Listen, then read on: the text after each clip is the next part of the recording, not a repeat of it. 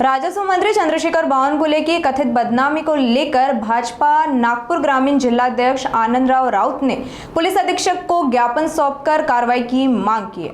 ज्ञापन में मराठा समाज आंदोलन नेता मनोज जरांगे पाटिल व उनके समर्थक त्रिशूल पाटिल के खिलाफ भी कार्रवाई की मांग की गई। आरोप है कि सोशल मीडिया के जरिए अश्लील, आपत्तिजनक और बदनाम करने वाला कंटेंट, वीडियो और कमेंट्स प्रसारित किए जा रहे हैं। बीजेपी का दावा है कि बावनकुले की जानबूझकर बदनामी की जा रही है। राउत ने आपत्तिजनक पोस्ट और वीडियो की जांच कर संबंधित लोगों के खिलाफ कानून के तहत कड़ी कार्रवाई करने की मांग की है। सुनिए नागपुर मीडिया से बातचीत में राजस्व मंत्री चंद्रशेखर बावनकुले की कथित बदनामी को लेकर आनंदराव राउत ने आखिर क्या कुछ तीखी प्रतिक्रिया व्यक्त की। ज्या पद्धतीने महाराष्ट्रामध्ये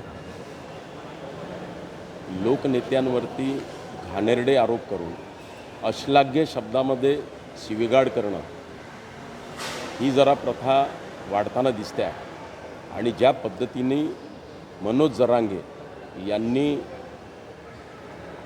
शब्दाचा मी असं म्हणेल की कायापालट करून टाकला आणि या सुसंस्कृत महाराष्ट्रातील जनतेला हे अजिबात खपलेलं नाही। ते कुठल्याही जाती धर्माचे जरी असले तरी ज्या पद्धतीने एखाद्या वर्गाला, एखाद्या ओबीसी समाजाच्या वर्गाच्या लोकांवरती ज्या पद्धतीने त्यांनी आरोप करण्याचा प्रयत्न केला, विशेषतः बावनकुळे साहेबांवरती ज्या अश्लाघ्य पद्धतीने शिवीगाळ केली त्याचा निषेध आम्ही व्यक्त केला आणि त्यांच्यावरती कारवाई झाली पाहिजे याच्याकरिता आम्ही नागपूर जिल्हा ग्रामीणतर्फे मी स्वतः आणि माझ्या सगळ्या सहकाऱ्यांच्या मार्फत आम्ही पोलीस अधीक्षकांना भेटून त्यांना निवेदन दिलं आणि त्यांच्यावरती कारवाई व्हावी अशी आग्रही मागणी आम्ही त्या दिवशी केली। काहीतरी पोस्ट आणि व्हिडिओ तपासले पाहिजे असे तुमचं म्हणणं आहे तक्रारी? अगदी बरोबर।